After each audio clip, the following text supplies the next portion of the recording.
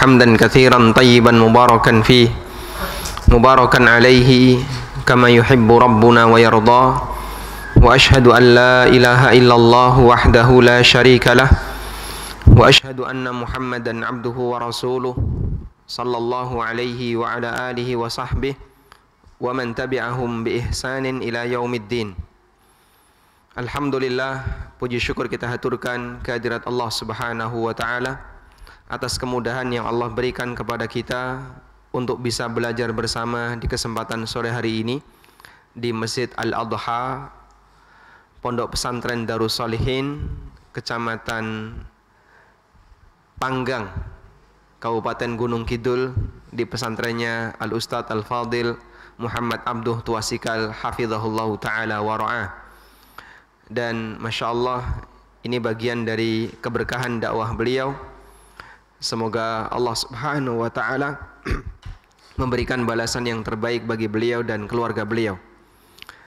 Dan di kesempatan kali ini kita akan membahas tentang perjalanan pasca kematian, yang nanti akan kami bacakan sebuah hadis yang cukup panjang, dan barangkali hadis ini termasuk di antara hadis yang cukup sering disinggung oleh para asatidzah ketika mengingatkan tentang perjalanan roh pasca kematian. Kita mengetahui bahwa bagian dari akidah yang kita miliki, hidup tidak sekali. Ada kehidupan yang kedua, di mana kehidupan yang kedua itu tanpa ujung. Kehidupan yang kedua adalah kehidupan tanpa ujung. Dan di kehidupan yang kedua tanpa ujung, kondisi manusia hanya ada dua keadaan.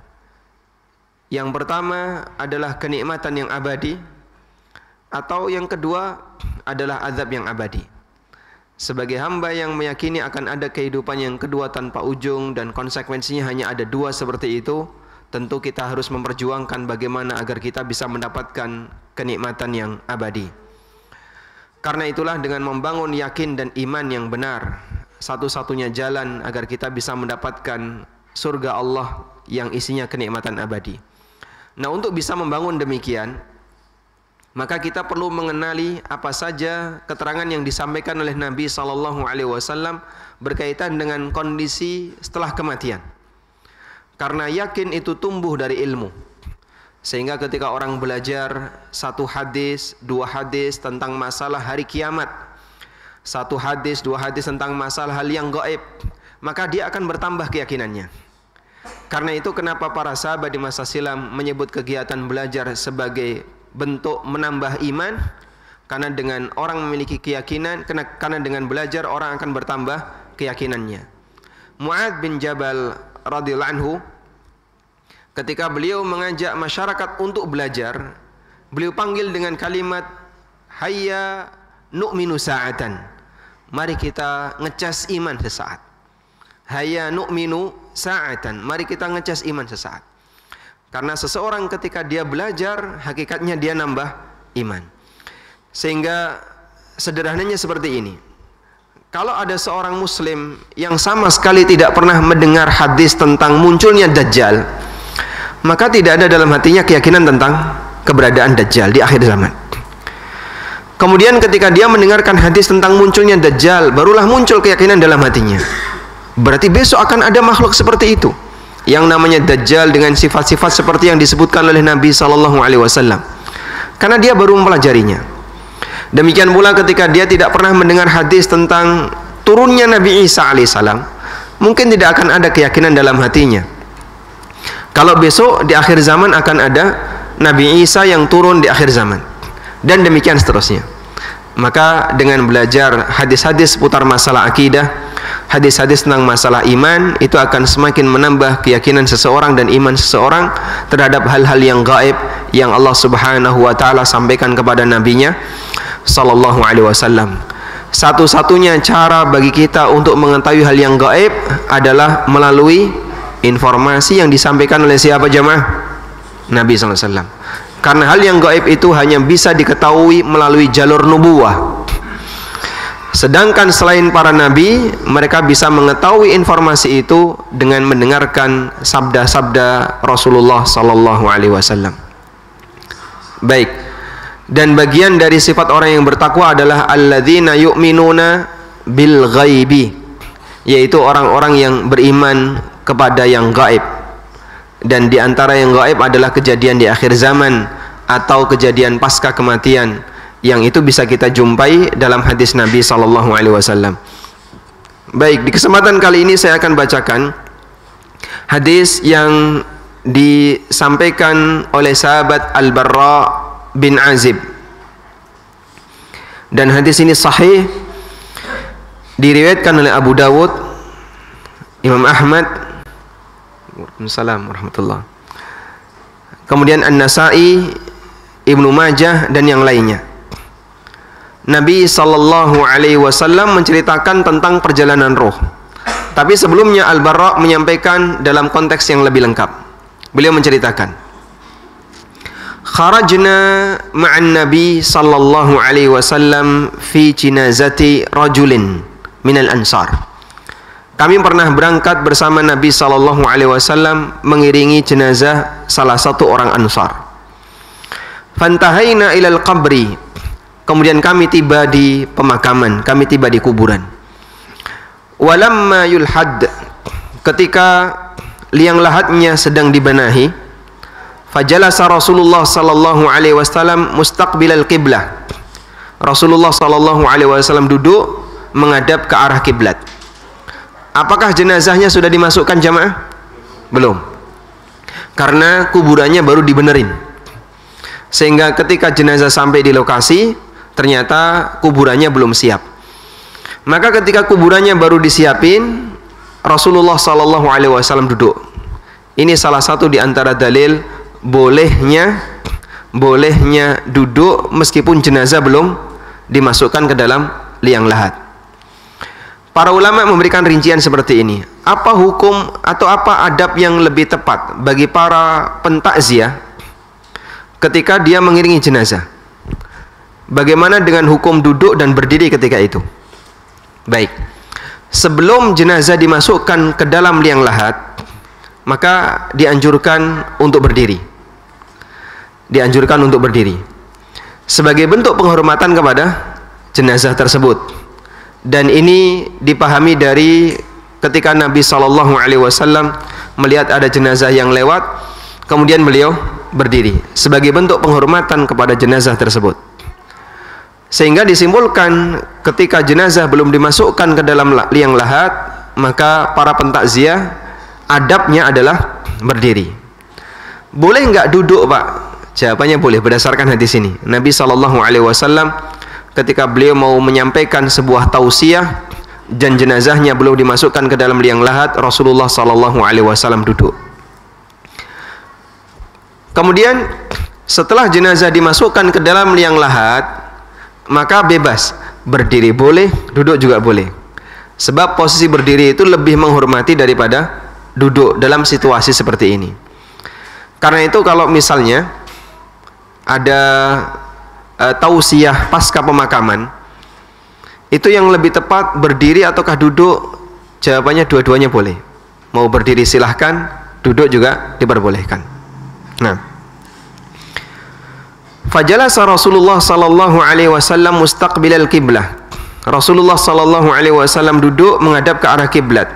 Wa jalasna haulahu, dan kami pun duduk di sekitar beliau. Wa ka'anna ala ru'usina at-tayr, seolah-olah di kepala kami ada burung. Saking khusyuknya para sahabat ketika mau mendengarkan tausiah yang disampaikan oleh Nabi sallallahu alaihi wasallam. Dan khusyuk mereka tentu beda dengan kita ya.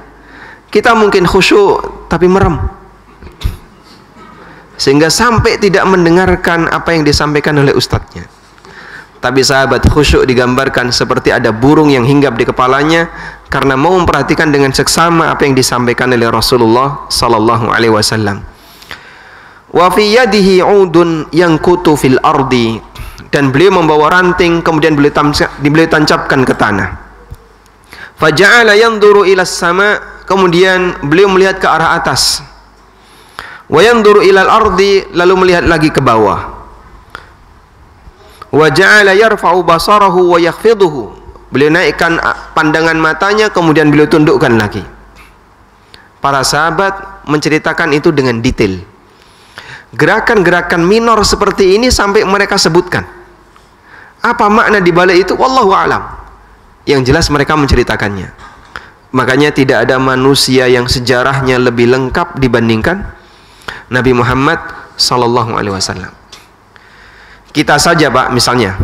Bapak adalah orang yang membersamai anak Bapak dari mulai lahir, anggaplah misalnya sebelum dia masuk ke pesantren sampai dia usia kelas 1 SMP. Anda kalau saya minta untuk menceritakan tentang kondisi anak Anda selama usia berapa? 12 tahun berarti ya? Atau mungkin selama 11 tahun. Ceritakan anak Bapak selama 11 tahun. Itu nggak jadi satu buku, Pak. Nggak jadi satu buku. Kenapa? Ada banyak kenangan yang hilang. Karena gerakan-gerakan dia kan bagi kita nggak penting ya. Anak Anda lompat, jungkel, geblak, itu kan nggak diceritakan.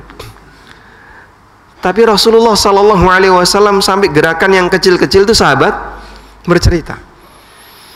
Sehingga bisa menjadi buku yang beraneka ragam warna hanya dari satu manusia. Pelajaran sirah nabawi itu kan beragam ya. Ada pelajaran sirah nabawi sendiri. Ini membahas tentang sejarah perjalanan hidup Rasulullah SAW dari mulai lahir sampai beliau wafat. Ada kitab khusus membahas tentang ciri fisik beliau. Dan juga bagaimana cara beliau dalam beraktivitas. Ini dibahas dalam kitab namanya kitab Asy-Syama'il. Yang paling terkenal Syama'il Turmudi. Ada buku yang khusus membahas tentang keistimewaan Nabi Sallallahu Alaihi Wasallam yang disebut dengan kitab Al-Khasa'is. Di antara yang terkenal adalah Asy-Syifa bi Khasa'isil Mustafa karya Al-Qadhi Iyad.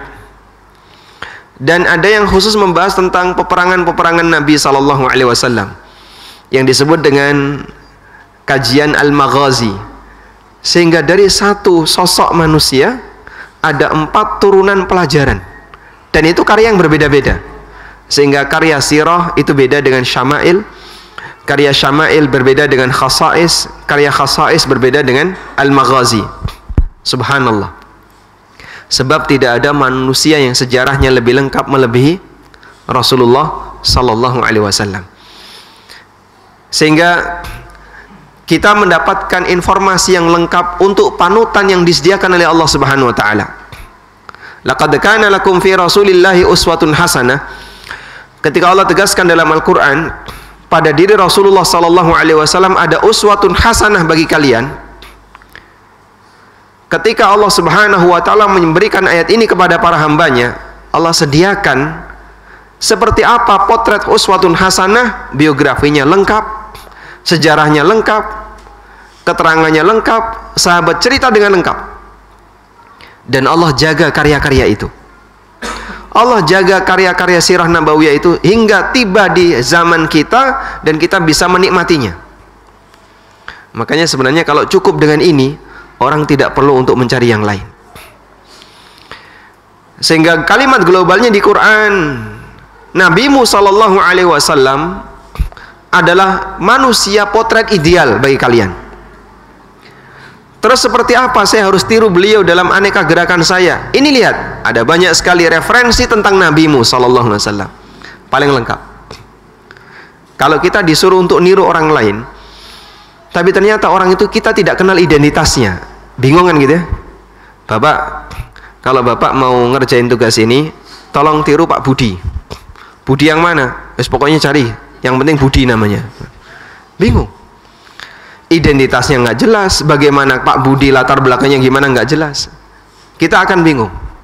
Ketika Allah perintahkan kepada kita untuk meniru Nabi Sallallahu Alaihi Wasallam, Allah sediakan khazanah tentang Rasulullah Sallallahu Alaihi Wasallam sangat lengkap, sehingga orang bisa meniru Rasulullah Sallallahu Alaihi Wasallam ka'annahu ra'ah, seperti beliau, seperti dia melihat beliau Sallallahu Alaihi Wasallam. Salat itu Masya Allah lengkap sekali, dari mulai takbiratul ihram sampai selesai zikir ada semua. Belum lagi dengan ibadah-ibadah yang lainnya. Maka kita bersyukur kepada Allah Subhanahu wa taala dengan khazanah semacam ini yang mungkin ini tidak dimiliki oleh yang lain. Kita tidak pernah mengetahui ya adanya kitab yang isinya sirah nabawiyah tapi tentang Musa. Pernah ngelihat Pak ya? Ada Pak? Tidak ada. Orang Yahudi itu tidak punya Pak seperti itu. Orang Yahudi tidak punya sirah nabawiyah tentang Musa atau tentang nabi yang lain, misalnya tentang Isa. Mereka nggak punya.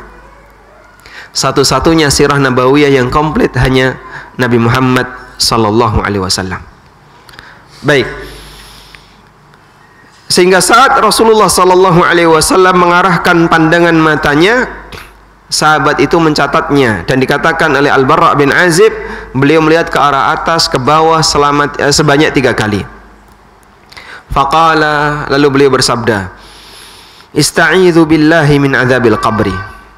Mintalah perlindungan kepada Allah dari azab kubur. Marrataini aw thalathan, beliau ulangi sebanyak 2 atau 3 kali. Ista'idzu billahi min adzabil qabri, mintalah perlindungan kepada Allah dari azab kubur. Mintalah perlindungan kepada Allah dari azab kubur.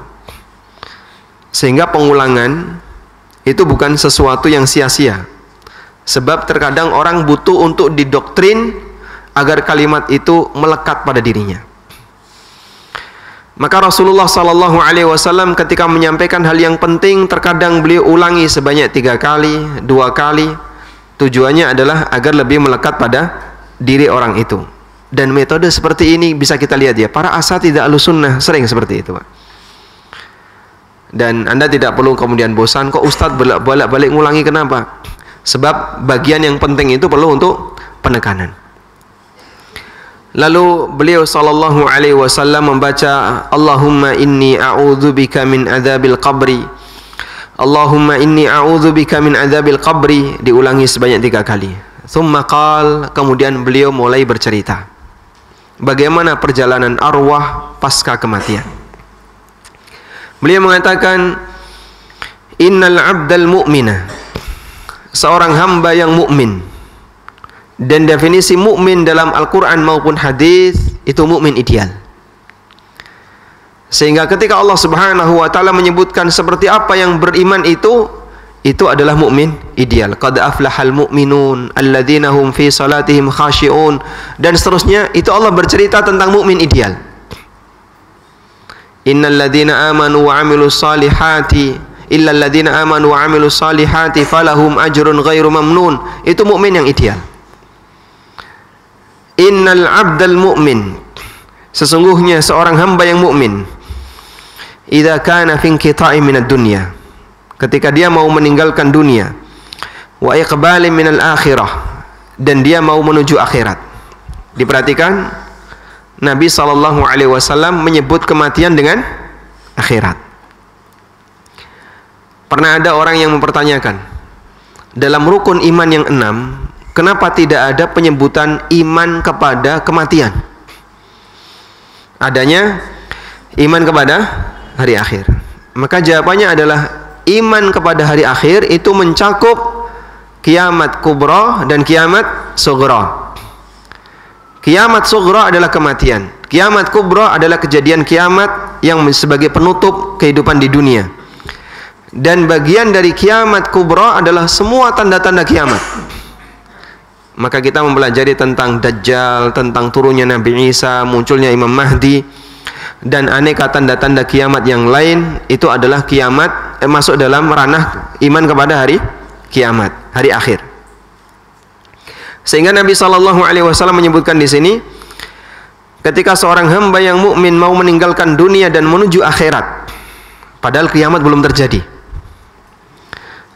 dalam arti kehidupan dunia belum selesai, nazala ilaihi malaikatun minas sama bidul wujuh, maka turun kepadanya malaikat dari langit, bidul wujuh, putih wajahnya, ka'anna wujuhahumus syams, wajahnya seperti matahari, ma'hum kafanun min akfanil jannah, mereka membawa kafan dari surga, wa hanutun min hanutil jannah, dan membawa minyak wangi dari minyak wangi surga, hatta yajlisu minhu maddal basar, lalu kemudian para malaikat ini duduk di sekitar mayat tadi sejauh mata memandang.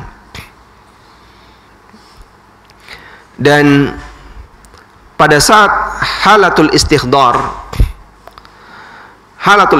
adalah suasana ketika orang mendekati kematian. Bahasa kita dalam kondisi apa? Sakaratul maut. Terkadang Allah Subhanahu wa taala menampakkan kepada sang hamba kejadian-kejadian yang aneh yang itu tidak bisa dilihat oleh manusia biasa. Sehingga mendekati dia mau mati, terkadang Allah Subhanahu wa taala tampakkan kepada sang hamba kejadian yang luar biasa yang itu tidak bisa dilihat oleh manusia dalam kondisi normal. Sebagaimana keterangan An-Nawawi. Maka kadang pandangan matanya sudah tidak bisa dikendalikan, ya. Dia menghadap ke arah satu titik. Sebelahnya ada istrinya, mungkin ada anaknya, dipanggil-panggil, tapi bapak saja tetap menghadap ke arah titik itu. Mungkin beliau sedang melihat sesuatu. Dan saat ini mungkin beliau sudah tidak bisa lagi diajak komunikasi. Ketika manusia dalam kondisi sangat kaget, putus kemampuan dia untuk mendengarkan suara yang lain, karena dia fokus di satu titik yang jauh lebih hebat dibandingkan apa yang dia lihat di kanan kirinya.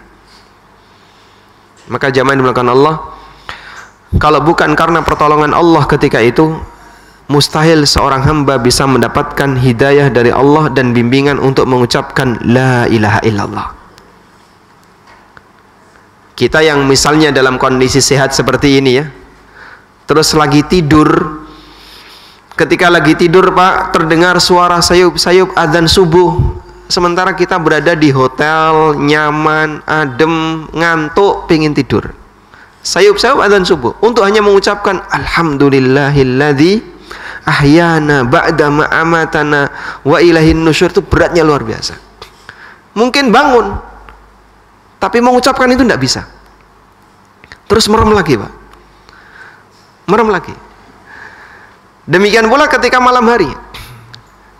Nabi SAW menyebutkan di antara zikir yang memiliki nilai keistimewaan yang besar apa? Membaca apa Pak? La ilaha illallah wahdahu la syarikalah lahul mulku wa lahul hamdu wa huwa ala kulli syai'in qadir subhanallah alhamdulillah wa la ilaha illallah wallahu akbar astaghfirullah. Zikir kapan ini? Ketika ngelilir. Orang ngelilir suruh mengucapkan la ilaha illallah, berat nggak? Berat. Hanya dengan kalimat la ilaha illallah, padahal dia masih dalam kondisi sehat walafiat. Apalagi kalau tingkat kesadaran manusia sudah turun jauh, dalam posisi itu dia mungkin lebih berat lagi untuk bisa mengucapkan la ilaha illallah. Makanya kita sangat butuh bimbingan dari Allah Subhanahu wa taala, kalimatut tsabat la ilaha illallah dalam setiap keadaan, terutama ketika di penghujung usia. Malaikat yang turun dari langit duduk di sekitar orang ini sejauh mata memandang. Dan ini gaib, ya. Apa enggak nabrak tembok Pak? Jangan dipikirkan demikian, karena ini suasana gaib. Hatta thumma yaji'u malakul mauti alaihi salam. Kemudian datanglah malakul maut alaihi salam. Malakul maut namanya siapa? Ya? Siapa nama malakul maut? Malakul maut. Qul yatawaffakum malakul mautil ladzi wukkila bikum. Katakan wahai Muhammad, bahasanya mewafatkan kalian adalah malakul maut yang diutus untuk mencabut nyawa kalian. Itu nama resmi yang disebutkan oleh Allah Subhanahu wa taala dalam Al-Qur'an. Kemudian datanglah malakul maut alaihi salam hatta yajlisa 'inda ra'sihi. Kemudian malakul maut tadi duduk di dekat kepala orang tersebut. Fayaqul, kemudian orang ini dipanggil. Ayyatuhan nafsut tayyibah. Wa fi riwayatin ayyatuhan nafsul mutmainnah. Wahai jiwa yang tenang, wahai jiwa yang baik. Sehingga jiwa yang baik kondisinya adalah orang yang tenang. Dan sebuah ketenangan itu dimiliki oleh seseorang ketika dia memiliki akidah yang kuat. Orang ketika tidak punya keraguan berkaitan dengan keyakinannya, maka jiwanya akan tenang. Tapi kalau masih ada keraguan, dia tidak akan bisa mendapatkan ketenangan. Maka Allah Subhanahu wa taala jadikan sumber ketenangan ada pada iman. Allah Subhanahu wa taala mengatakan gimana kalimatnya dalam Al-Qur'an? Huwallazi anzala as-sakinata fi qulubil mu'minin liyazdadu imanan ba'da imanihim. Dialah zat yang menurunkan as-sakinah, ketenangan di hati orang-orang yang beriman. Liyazdadu imanan ba'da imanihim, agar iman mereka semakin bertambah di samping ada iman yang sudah ada pada hati mereka. Dipanggil oleh malakul maut, ayyatuhan nafsut tayyibah, wa fi riwayatin al-mutmainnah, ukhruji ila maghfiratin minallahi wa ridwan. Keluarlah menuju ampunan Allah dan ridhanya. Qala, kemudian Nabi sallallahu alaihi wasallam mengatakan, fatakhruju tasilu kama tasilul qatratu min fiyis siqa. Kemudian roh itu keluar sebagaimana keluarnya air dari ceret. Anda ketika menuangkan air dari ceret, mana airnya kok nggak keluar? Kecantol. Pernah nggak terjadi? Nggak terjadi. Betapa mudahnya ruh itu keluar, digambarkan oleh Nabi sallallahu alaihi wasallam seperti layaknya air yang keluar dari ceret. Dan demikianlah cara orang yang beriman ketika dia meninggal dunia. Roh itu keluar dengan sangat mudah. Bapak, bukankah yang namanya kematian itu ada sakaratul maut? Dan Nabi SAW mengalami itu. Sampai beliau mengalami demam 2 kali sebagaimana demam orang biasa. Beliau mengatakan, innalil mauti la sakarat. Sesungguhnya kematian itu punya sakarat. Kondisi sakarat sampai orang jadi nggak sadar. Jawabannya benar, dan itu dialami baik mukmin maupun kafir. Dan kondisi itu sebelum arwah dicabut, sehingga ujian beratnya sakit, demam, pusing, badan nggak enak dialami oleh semuanya. Bahkan orang beriman bisa jadi dia mengalami lebih dahsyat, lebih berat dibandingkan non muslim. Tapi saat arwah itu keluar, seorang mukmin keluarnya jauh lebih mudah dibandingkan orang kafir. Fayakhudhuha, kemudian diambil oleh malakul maut. Dan dalam riwayat yang lain, hatta idza kharajat ruhuhu shalla alaihi kullu malakin bainas sama'i wal ard. Ketika ruh itu keluar, dia didoakan oleh semua malaikat antara langit dan bumi. Wa kullu malakin fis sama', dan semua malaikat yang ada di atas langit. Wa futihat lahu abwabus sama', dan seluruh pintu langit terbuka. Laisa min ahli babin illa wa hum yad'una Allah ay yu'raja bi ruhihi min kibalihim. Setiap penunggu pintu-pintu langit tersebut, mereka meminta kepada Allah Subhanahu wa taala agar arwah ini dilewatkan melalui pintu yang dia jaga. Fa'idha akhadhaha, begitu sudah dibawa oleh malakul maut, lam yada'uha fi yadihi tarfata ainin. Tidak dibiarkan oleh para malaikat yang berada di sekitarnya tadi, walaupun hanya sekejap, hatta ya'khudhuha, langsung direbut oleh para malaikat tersebut. Fayaj'alunahu fi dhalikal kafan, kemudian dikasih kafan dari surga. Wa fi dhalikal hanut, dan dikasih minyak wangi dari surga. Fadzalika qauluhu ta'ala, kemudian Nabi sallallahu alaihi wasallam membaca firman Allah taala, tawaffathu rusuluna wa hum la yufarritun. Manusia itu diwafatkan oleh utusan-utusan kami, yaitu para malaikat, wa hum la yufarritun, dan mereka tidak membiarkannya. Wa yakhruju minha ka'atyabi nafhati miskin wujidat ala wajhil ardi. Keluar dari arwah ini aroma yang sangat harum, seperti harumnya aroma minyak wangi yang paling harum di muka bumi. Fayas'aduna biha, kemudian mereka pun naik bersama dengan arwah ini. Fala yamurruna ala mala'in minal malaikah, dan tidaklah para malaikat dan arwah ini melewati seorang malaikat pun, illa qalu, kecuali mereka akan mengatakan, ma hadzal ruhut thayyib. Ruh siapakah yang indah ini? Ruh siapakah yang baik ini? Fayaqulun, mereka menjawab fulan bin fulan, dengan nama terbaik yang pernah dia gunakan. Maka kita dianjurkan untuk memberikan gelar dan nama untuk orang yang berada di sekitar kita dengan gelar kehormatan dan nama yang terbaik. Bapak misalnya sudah ngasih nama yang terbaik untuk anak-anak Bapak. Mungkin kemudian Bapak ingin ngasih gelar yang lebih baik lagi. Boleh dikasih tambahan gelar, dan gelar tidak harus masuk di akta. Anda kasih misalnya gelar, misalnya Syekh atau siapa, sehingga anak ini punya nama laqab, punya nama gelar. Semoga nanti nama gelar ini akan menjadi panggilan para malaikat ketika arwahnya diangkat menuju langit. Bi ahsani asma'ihi allati kanu yusammunaha biha fid dunya, dengan nama terbaik yang dulu digunakan oleh masyarakat untuk menyebutnya ketika di dunia. Hatta yantahu biha ila sama'id dunya, hingga tibalah arwah ini di langit dunia. Fayastaftihuna lahu, kemudian para malaikat yang mengiringinya minta untuk dibukakan pintunya. Fayuftahu lahum, kemudian dibukakan. Fayushayyi'una min kulli sama'in muqarribuha, pintu itu dibukakan, kemudian dia naik menuju langit di atasnya. Dan ini dalil bahasanya langit itu ada bangunannya. Langit itu ada bangunannya. Sebab ada pintu, berarti kanan kirinya ada apa, Pak? Ada bangunan. Allah Ta'ala berfirman, wa futihatis sama'u fakanat abwaba, langit dibuka dan di langit ada pintunya.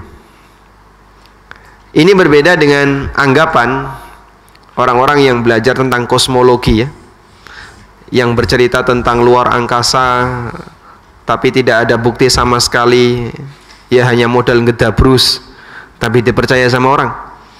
Mereka punya anggapan bahwasanya yang namanya alam semesta itu seperti ruang tanpa batas, sehingga orang kalau bisa naik terus menjauh dari bumi itu tidak akan ada batasnya. Dan ini anggapan yang salah, sebab di atas ada langit, dan langit itu ada bangunannya, bukan awang-awang yang kosong dari bangunan. Lalu ketika sampai di langit dunia, minta dibukakanlah pintu langit dunia, naik menuju langit yang kedua. Kata Nabi SAW, fayushayyi'uhu min kulli sama'in muqarribuha, di setiap langit menuju langit berikutnya diiringi oleh para malaikat yang tinggal di langit tersebut. Sehingga dari langit dunia menuju langit yang kedua diiringi oleh malaikat yang tinggal di langit dunia. Dari langit kedua menuju langit yang ketiga diiringi oleh para malaikat di langit yang tinggal di langit kedua, dan begitu seterusnya. Hatta yuntaha bihi ila sama'is sabi'ah, sampai dia naik ke langit yang ketujuh. Masya Allah, sebuah kehormatan yang luar biasa. Karena begini jamaah, kebaikan itu naik, sedangkan keburukan tidak bisa naik. Makanya kalimat thayyibah naik, amal soleh naik, sedangkan kalimat yang buruk tidak bisa naik. Nabi SAW menyebutkan kalimat laknat itu tidak bisa naik. Ketika orang mengeluarkan laknat, laknat itu gentayangan antara langit dan bumi. Naik ke langit, langit menolak. Terus turun ke bumi, bumi menolak, sehingga dia tidak bisa masuk ke bumi. Lalu ketika dia tidak faida lam yajid masagan, ketika laknat ini tidak punya tempat, maka dia akan menuju kepada orang yang dilaknat. Apabila dia layak untuk dilaknat, maka laknat itu akan mengenainya. Namun ketika dia tidak layak untuk dilaknat, maka akan kembali kepada orang yang mengucapkannya. Sebab kalimat laknat bukan kalimat thayyibah. Allah Subhanahu wa taala berfirman, "Ilaihi yas'adul kalimut thayyibu wal 'amalus salihu yarfa'u." Hanya kepada Allah kalimat thayyibah itu naik, dan amal saleh naik menuju Allah Subhanahu wa taala. Sehingga kalimat thayyibah naik menuju Allah, amal soleh naik menuju Allah, arwah pelakunya besok ketika mati juga naik menuju Allah. Dan ini salah satu di antara keistimewaan roh yang baik. Allah Subhanahu wa ta'ala jadikan arwah yang baik ini bisa naik menuju Allah Subhanahu wa ta'ala. Fayaqulullahu azza wa jalla, kemudian Allah Ta'ala berfirman, uktubu kitab abdi fi illiyin, catatlah amal hambaku di illiyin. Wa ma adraka ma illiyun, tahukah kamu apa itu illiyun? Kitabum marqum, kitab yang tertulis, yashhaduhul muqarrabun, yang disaksikan oleh para malaikat muqarrabun. Fayuktabu kitabuhu fi illiyin, akhirnya catatan amalnya ditaruh di illiyin. Catatan amalnya ditaruh di illiyin.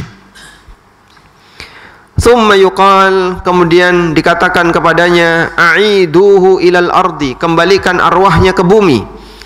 Fa inni wa'adtuhum anni minha khalaqtuhum, karena aku telah mengambil janji kepada mereka manusia bahwa aku menciptakan mereka dari bumi. Wa fiha u'iduhum, dan ke bumi aku akan kembalikan mereka. Wa minha ukhrijuhum taratan ukhra, dan dari bumi akan aku keluarkan kembali mereka untuk sesi yang kedua, yaitu ketika hari kebangkitan. Maka pada saat hari kebangkitan, jasad manusia itu masih berada di bumi.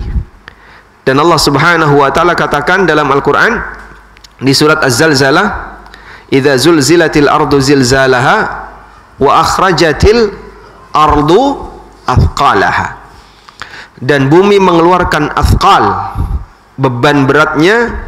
Yang dimaksud sebagian ahli tafsir adalah keluar mayat-mayat yang sudah dikubur di dalamnya.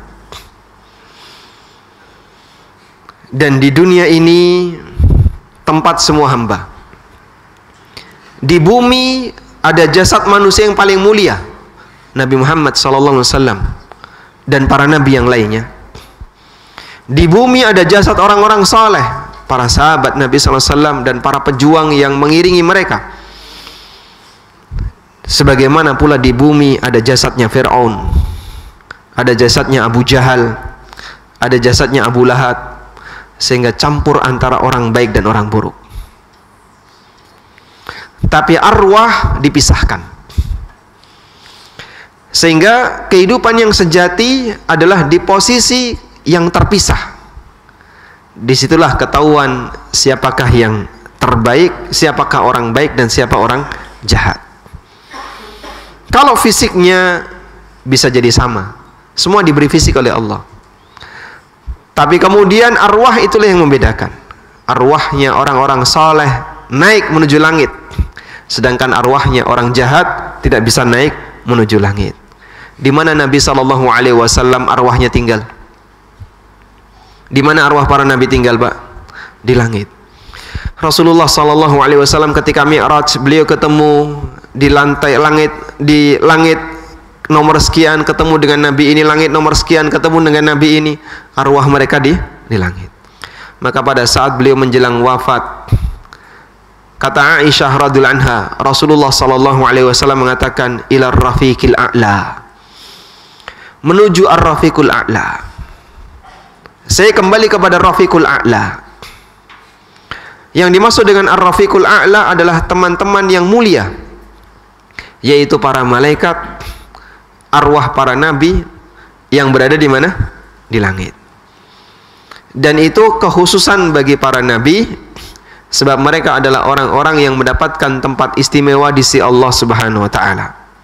Sehingga kalau ada orang yang bertanya, Pak, lebih tinggi mana sih kalimat la ilaha illallah dengan ar-rafiqul a'la?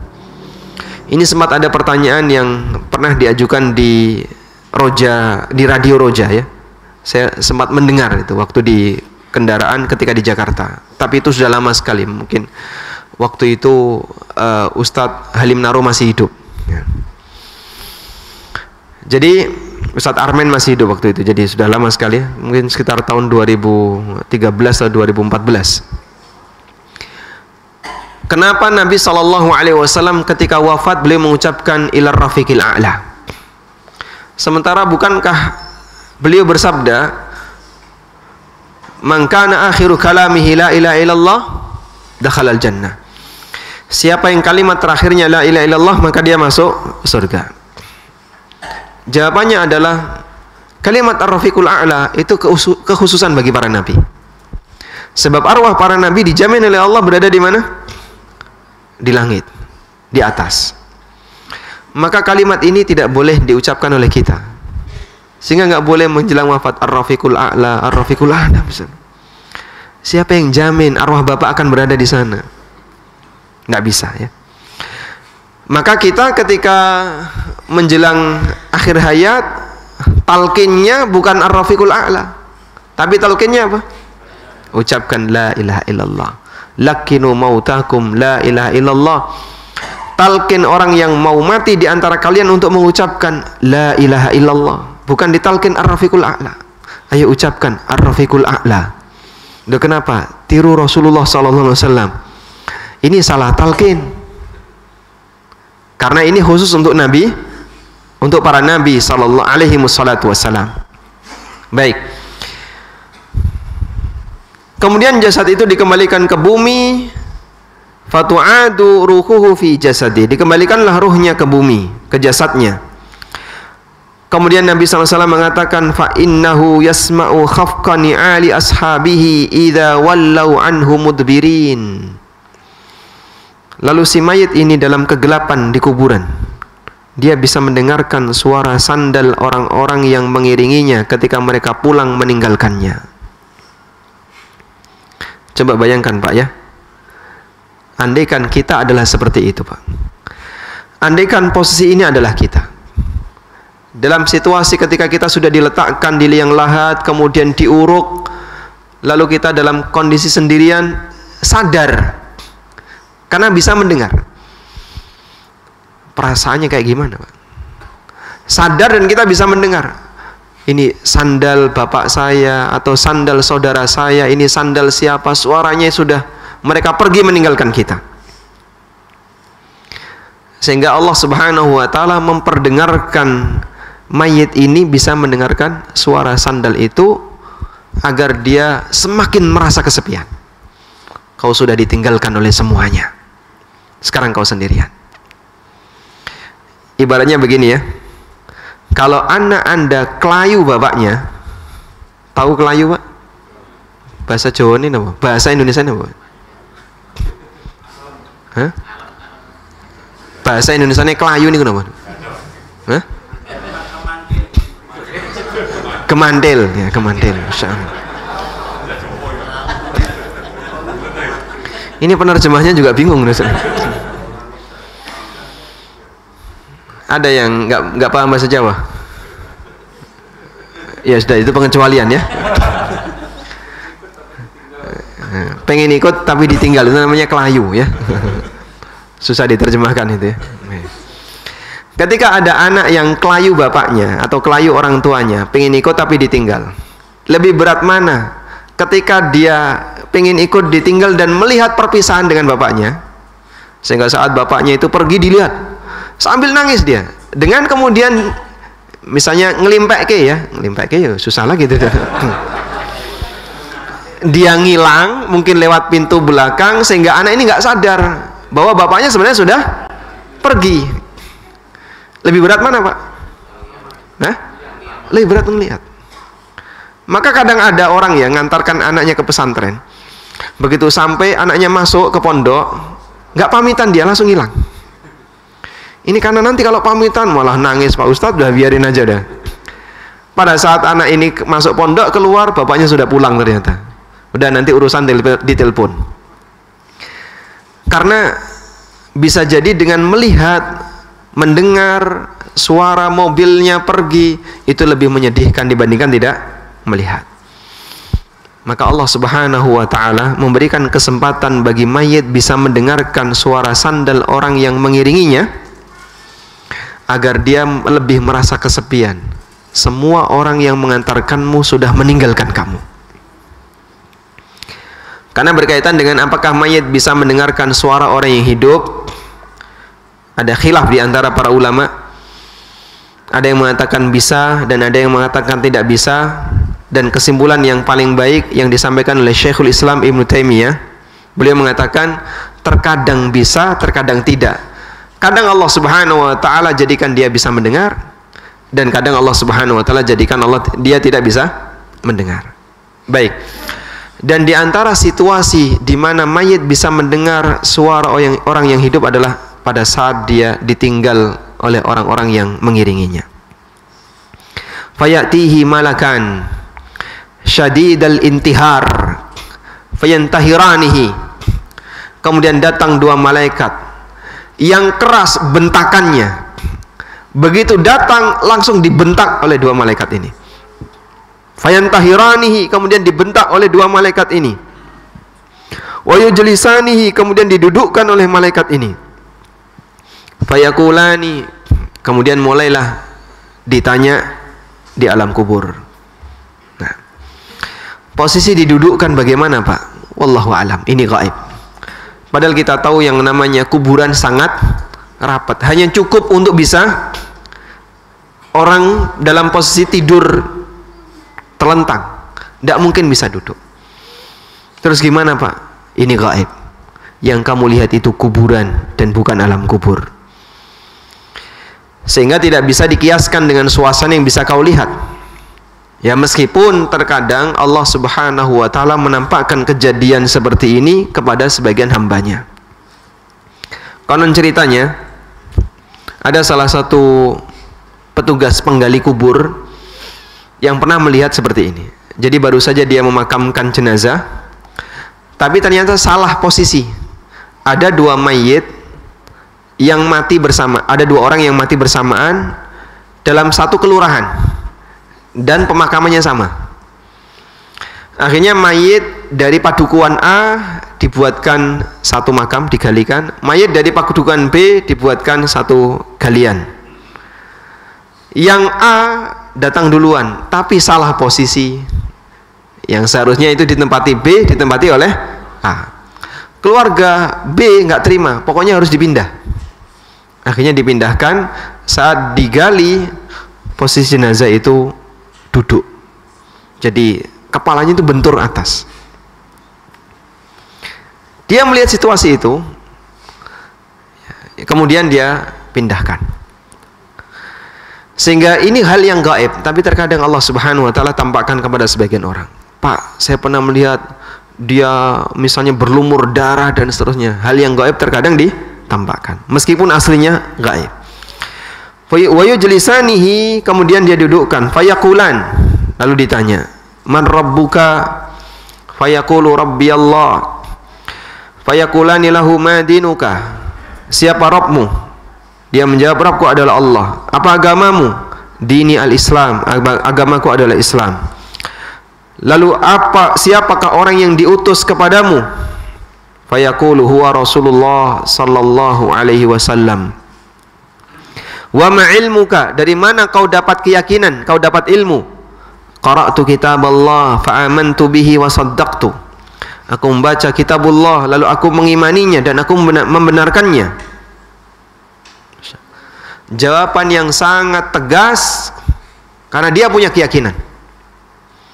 Jawaban yang sangat tegas karena orang ini punya iman. Laisa fihi syukuk, tidak ada keraguan pada dirinya.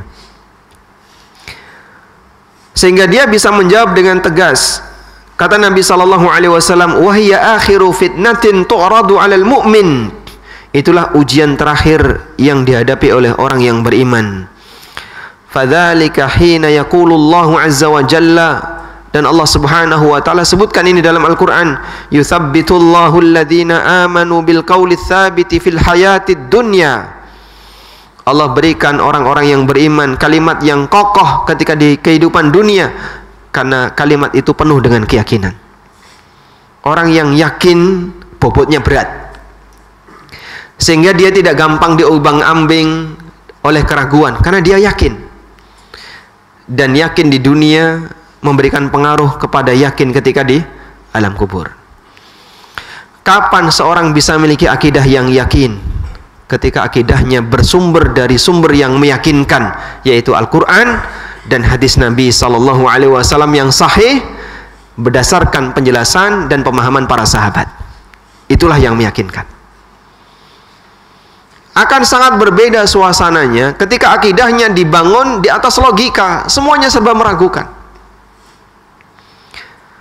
Dan kita bisa lihat ya, tokoh-tokoh kelompok Ahlul Kalam, Maturidiyah, kemudian Kullabiyah dan seluruh turunannya, ya, di akhir hayatnya mereka merasakan keraguan. Ar-Razi sebagai salah satu tokoh Ahlul Kalam yang dia belajar ilmu kalam dan selalu memperjuangkan ilmu kalam dan bahkan menjadi rujukan dalam masalah ilmu kalam dalam masalah akidah, dia kebingungan di akhir hayatnya sampai dia mengatakan, wa ma jama'na tula hayatina illa qila wa qalu. Ternyata sepanjang hidup ini yang saya kumpulkan hanyalah katanya-katanya. Ada sebagian di antara mereka yang mengatakan, ya laitani ala aqidatil awam, andaikan dulu saya hanya mengikuti akidah masyarakat umum yang tidak pusing dalam memikirkan tentang seperti apakah membahas tentang takwil arasy, takwil Allah berada di atas arasy, takwil Allah turun di muka bumi, Allah turun di langit dunia, takwil tentang Allah punya tangan. Gak sibuk dengan itu. Orang awam bisa menerima dengan sangat mudah. Padahal mereka sibuk dengan takwil seperti itu, Pak, ya. Ketika disampaikan akidah Ahlussunnah wal Jamaah, kami meyakini Allah istiwa di atas arsy. Apa dalilnya? Ar-Rahmanu 'alal arsy istawa. Dalil tentang ini banyak sekali dalam Al-Qur'an. Ditakwil. Kalau sudah takwil main logika. Logika antara satu orang dengan orang yang lain kan beda. Akhirnya konsekuensi ketika takwil adalah kumpulin. Dia ngomong apa, dia ngomong apa, dia ngomong apa, dikumpulin. Wa ma jama'na illa qila wa qal. Dan tidak ada yang kami kumpulkan selain hanya katanya-katanya. Bingungi, Pak tuh. Makanya logika tidak bisa jadi sumber akidah. Dan logika akan menolak ketika dijadikan sebagai sumber logika, sebagai sumber akidah. Logika ketika dijadikan sumber logika tidak logis. Kok bisa, Pak?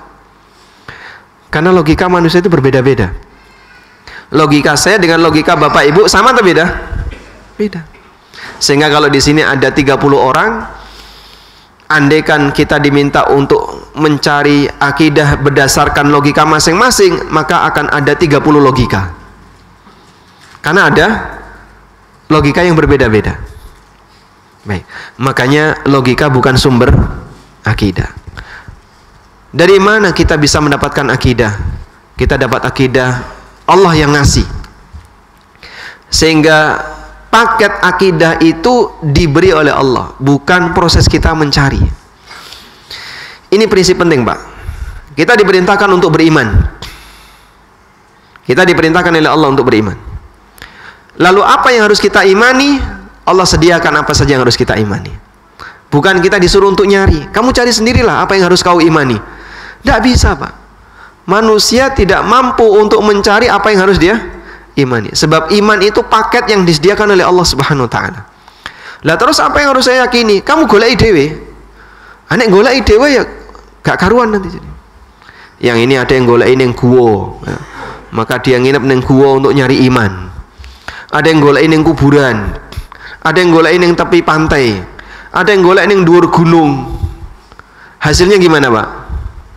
Hasilnya gimana? Gak karuan. Orang yang melakukan suluk dalam thariqat sufiyah itu nyari iman melalui suluk. Suluk itu amalan riyadhah yang harus dia tempuh sampai dia bisa mencapai derajat hakikat. Sehingga ada yang datang ke gua tertentu, lalu di gua itu dia beribadah sampai akhirnya dia mendapatkan keyakinan tertentu. Ada yang di kuburan, ada yang di tepi pantai, ada yang di tepi sungai, ada yang di puncak gunung. Bahkan itu kan jadi cerita tentang Wali Songo. Sehingga saat dia bertaubat, ya, seperti kisah tentang Sunan Kalijogo, itu secara logika saja sudah nggak nyambung, ya. Pada waktu, siapa nama Sunan Kalijogo aslinya? Hah? Raden Mas Said, ya. Beliau bertobat karena ganggu Sunan Bonang. Kemudian setelah tobat diperintahkan oleh Sunan Bonang untuk apa? Nunggu tongkat. Ditancapkan tongkatnya dan dia nunggu tongkat di situ. Ini orang tobat kok marah nunggu tongkat? Kita kan bingung. Biasanya sing jengene wong tobat kan diajari ngaji. Kalau dia non muslim ya disuruh baca syahadat. Ini malah suruh jaga tongkat. Dan itu jadi film, Pak. Jadi cerita yang menyebar di mana-mana, bahkan difilmkan sehingga masyarakat memahami, oh seperti inilah cara yang ketika orang ingin mencapai derajat akidah yang tinggi harus kayak gini. Maka ditiru oleh sebagian orang dengan praktek suluk tadi. Hasilnya beda-beda.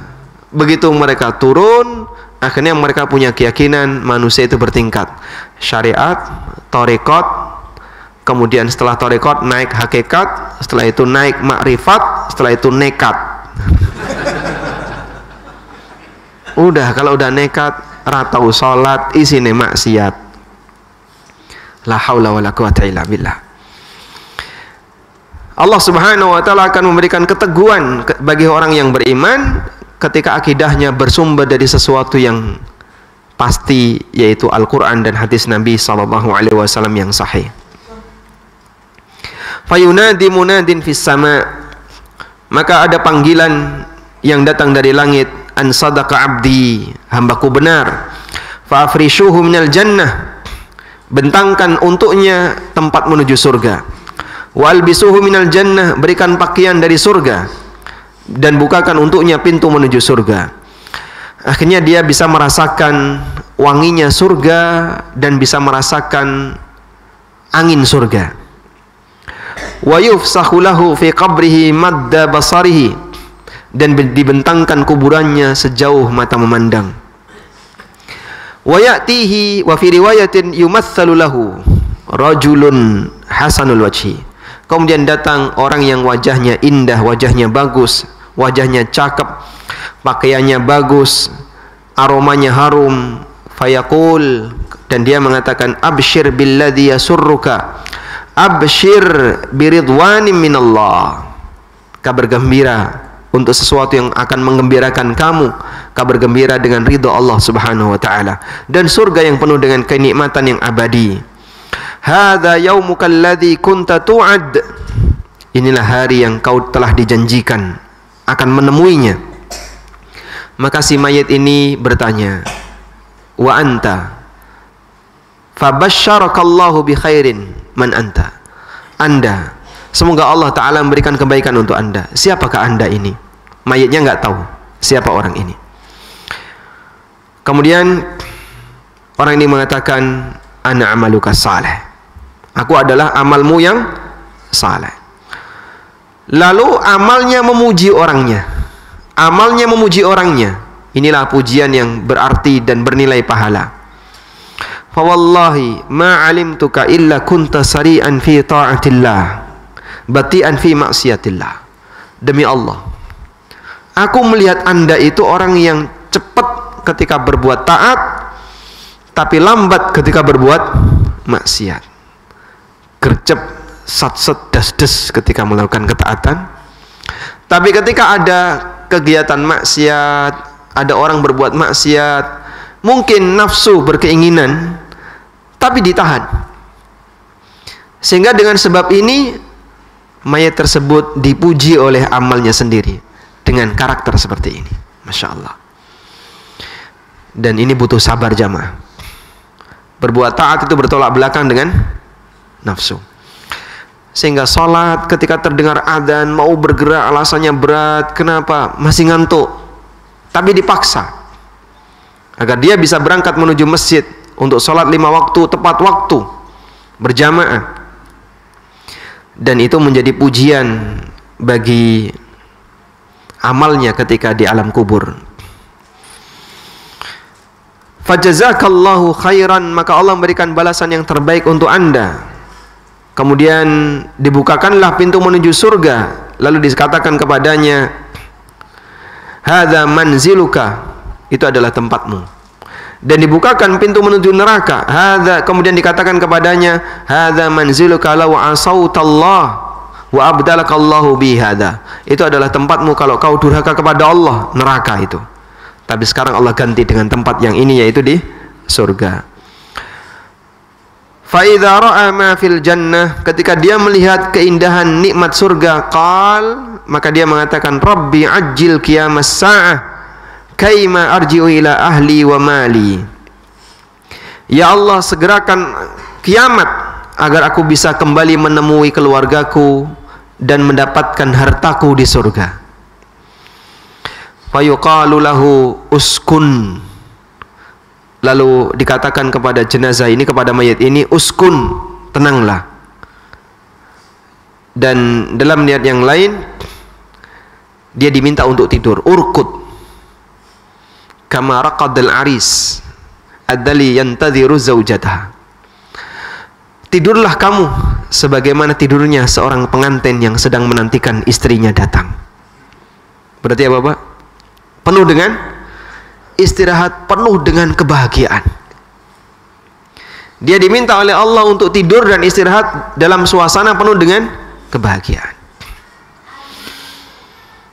Dalam sebuah hadis disebutkan bahwa Allah Subhanahu wa ta'ala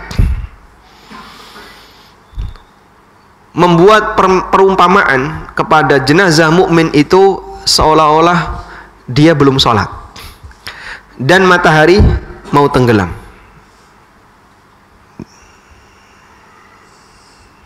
Coba kita bukakan hadisnya.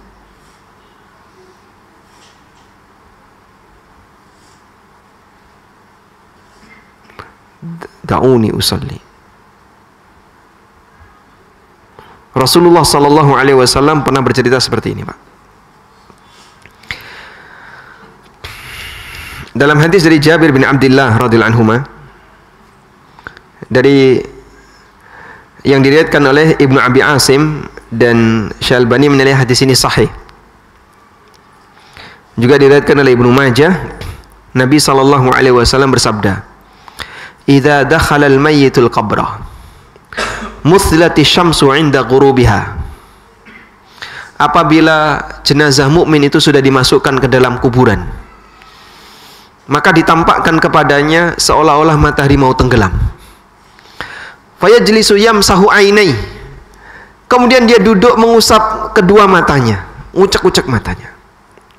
Wa yaqulu da'uni usalli, lalu dia mengatakan, izinkan aku untuk sholat. Di kuburan, Pak. Di mana? Di kuburan. Pertama ketika saya membaca hadis ini terheran, subhanallah. Allah Subhanahu wa ta'ala menyikapi hambanya yang baik dengan aneka kondisi yang mulia. Salah satunya adalah semangat ketaatan itu belum habis sampai orangnya mati, Pak. Semangat dia beribadah belum berhenti meskipun dia sudah dimasukkan ke dalam kuburan.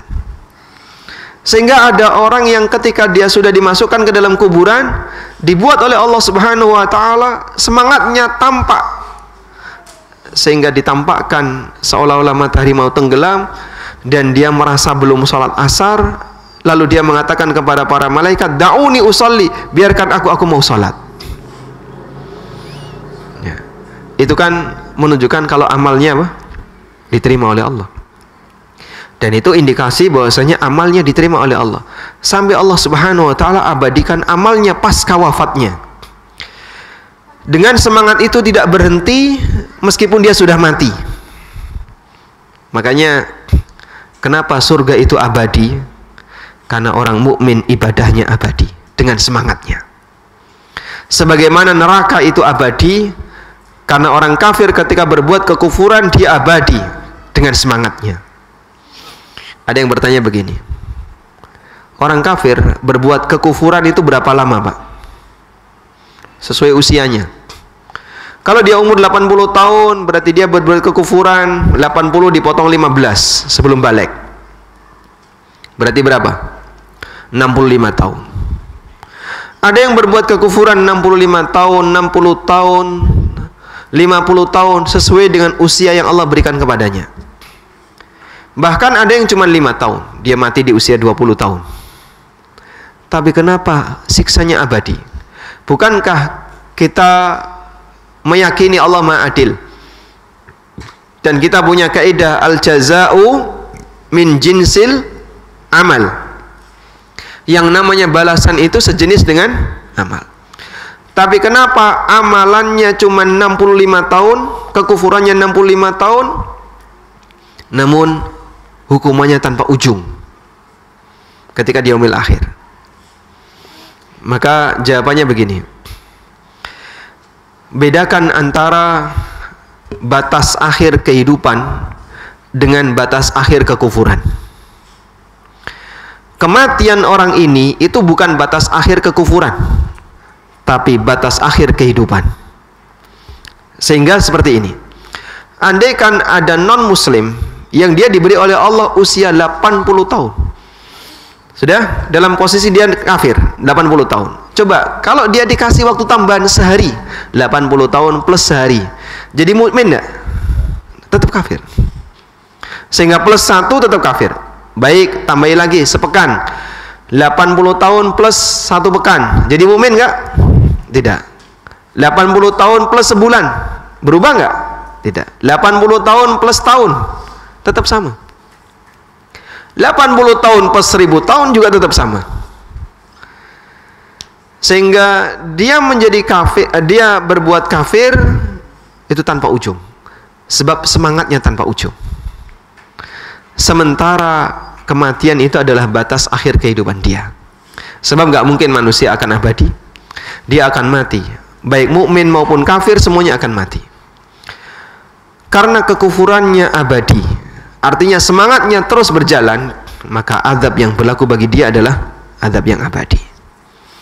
Sebagaimana orang yang beriman, dia ketika diberi oleh Allah 80 tahun tutup usia sudah nggak bisa beramal. Andaikan dikasih tambahan waktu 10 tahun, dia beribadah nggak? Beribadah. Tambah lagi sekian tahun, selama fisiknya masih sehat, dia akan beribadah. Imannya tetap melekat pada dirinya. Subhanallah. Dua hal ini, keimanan dan kekufuran, dialami oleh hamba ketika di dunia sifatnya abadi. Putus karena kematian jasad, tapi semangat tidak putus, sehingga hukumannya dan balasannya juga abadi. Kekufuran balasannya abadi, sebagaimana balasan ketaatan dan keimanan itu abadi. Dan salah satu adalah hadis ini yang menunjukkan bahwasanya Allah Subhanahu wa taala menampakkan semangat seorang hamba dalam berbuat taat itu sampai pun ketika dia sudah mati. Baik. Selanjutnya Nabi sallallahu alaihi wasallam bercerita tentang hamba yang kafir. Dan ketika hamba kafir itu mau meninggalkan dunia dan menuju akhirat, turun para malaikat ghiladun syidad yang keras. Ghilad yang keras dan kasar. Sudul wujuh, wajahnya hitam.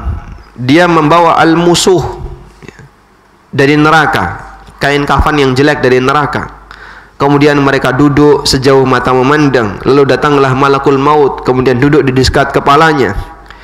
Lalu malakul maut ini memanggil ayyatuhan nafsul khabitha, wahai jiwa yang jelek, ukhruji ila sakhatin minallahi wa ghadab, keluarlah menuju murka Allah dan marahnya Allah.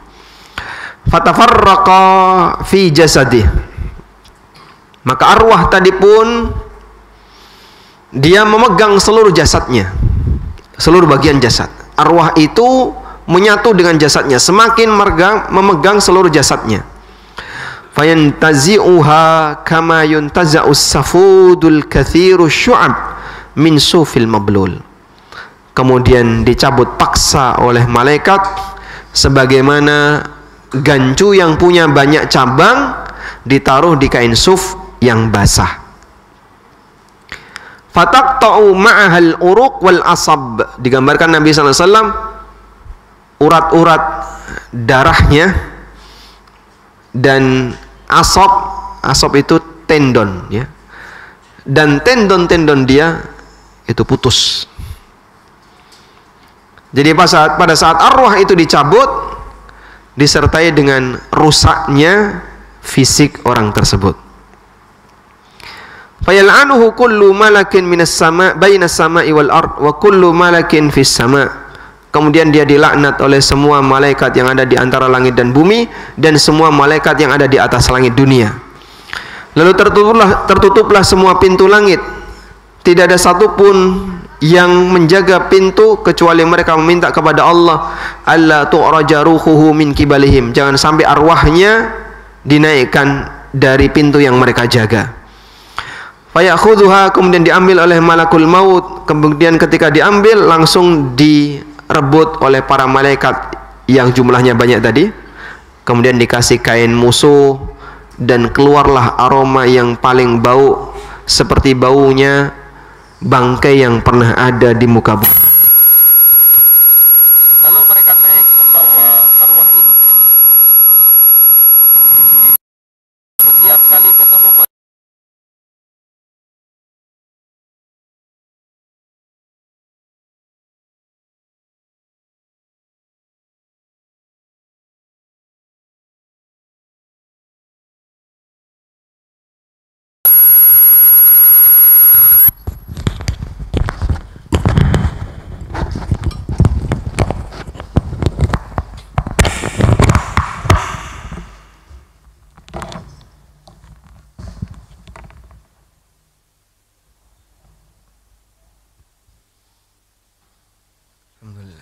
setiap kali bertemu dengan para malaikat, mereka bertanya, siapakah ruh yang buruk ini?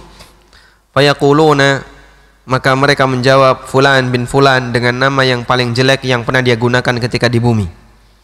Sehingga kalau dia pernah dipanggil dengan binatang, maka malaikat ini akan memanggilnya dengan binatang. Hatta yuntaha bihi ila sama'id dunya, hingga dia tiba di langit dunia. Ketika dia minta dibukakan, tidak dibukakan untuknya. Lalu Rasulullah sallallahu alaihi wasallam bersabda, la tufattahu lahum abwabus sama' wa la yadkhulunal jannah hatta yalijal jamalu fi sammil khiyat. Arwah orang kafir tidak akan dibukakan pintu langit untuknya, dan mereka tidak akan masuk surga sampai ada onta yang masuk ke lubang jarum. Mustahil. Sehingga kita bisa lihat jamaah, tadi arwah orang mukmin yang baik bisa naik. Arwah orang kafir dan orang jahat tidak bisa naik. Sebab keburukan itu tidak bernilai, sehingga tidak berhak untuk dimuliakan dengan cara dinaikkan. Fayaqulullahu azza wa jalla, lalu Allah Ta'ala berfirman, uktubu kitabahu fi sijjin fil ardi sufla. Catatlah amalnya di sijjin. Apa makna sijjin? Fil ardi sufla, di lapisan bumi yang paling bawah. Kemudian dikatakan kepadanya, aidu abdi ilal ardi, kembalikan hambaku ke bumi, karena aku telah menyampaikan kepada mereka, dari bumi aku ciptakan mereka, dan ke bumi aku akan kembalikan mereka, dan dari bumi aku akan keluarkan mereka untuk sesi yang kedua. Terus apa yang dilakukan? Fatutrahu ruhuhu minas sama'i tarha hatta taqa'a fi jasadi. Ruh itu pun dibuang sampai tiba di jasadnya. Sehingga ruh mukmin dikembalikan ke jasadnya dengan cara diantar.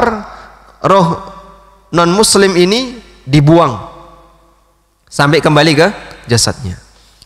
Lalu Nabi SAW membaca firman Allah, wa may yusyrik billah faka'annama kharra minas sama fatakhtafu at-tayru aw tahwi bihi ar-rihu fi makanin sahiq. Barang siapa yang berbuat syirik kepada Allah, maka dia akan jatuh seolah-olah dia jatuh dari langit, lalu disambar burung atau diterpa angin ke tempat yang jauh. Dan itu kejadiannya ketika orang itu mati. Arwah orang kafir tadi dilemparkan dari langit dunia sampai tiba di jasadnya. Lalu setelah dia tiba di jasadnya, dia bisa mendengarkan suara sandal orang-orang yang mengiringinya ketika mereka pergi meninggalkannya.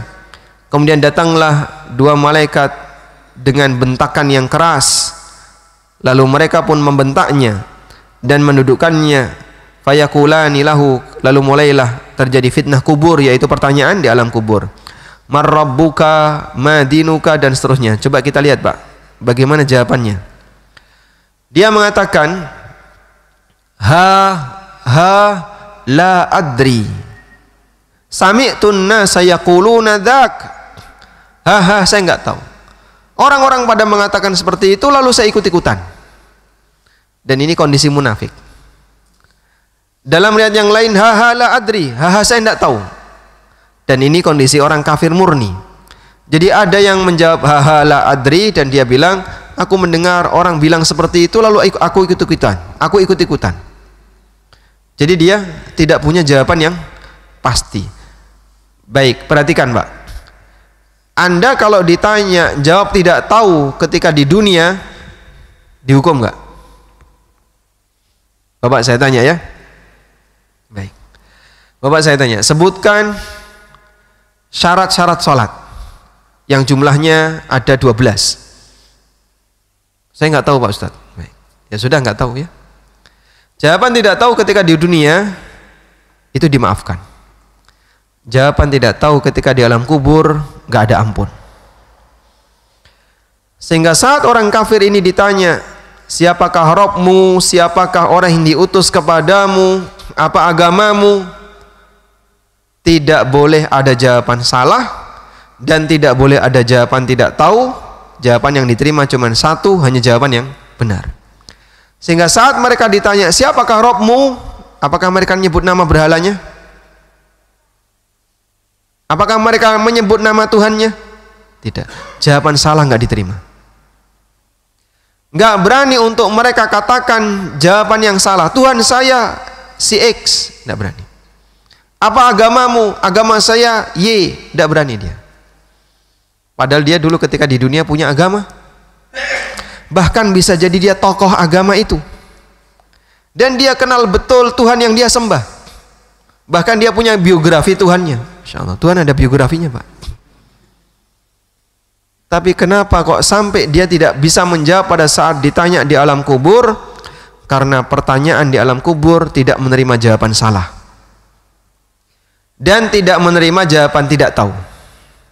Sehingga saat dia ditanya, la adri, aku tidak tahu, maka fayuqal, dikatakan kepadanya, la daraita wa la talaut, kamu nggak tahu dan nggak mau belajar. Dan hadis ini ketika saya bacakan kepada jamaah ketika Jumatan, ini salah satu di antara dalil wajibnya belajar. Orang yang tidak belajar sehingga tidak tahu, jawaban tidak tahu tidak diterima. Pada saat ilmu itu sudah datang kepadanya, padahal itu bagian dari iman yang wajib untuk dia ketahui. Maka pada waktu orang ini menjawab saya tidak tahu, dibentak oleh malaikat. Ma daraita wa ma talaut, kamu nggak tahu dan nggak mau belajar. Masya Allah. Padahal kalau di muka bumi ketika hidup di dunia, jawaban seperti ini dihargai, Pak. Fayunadi munadin minas sama kadzab. Kemudian terdengar suara dari langit, dia berdusta. Fa'afrishu lahu minan nar. Fa'afrishu lahu minan nar. Bentangkan untuknya jalan menuju neraka. Bukakan pintu neraka.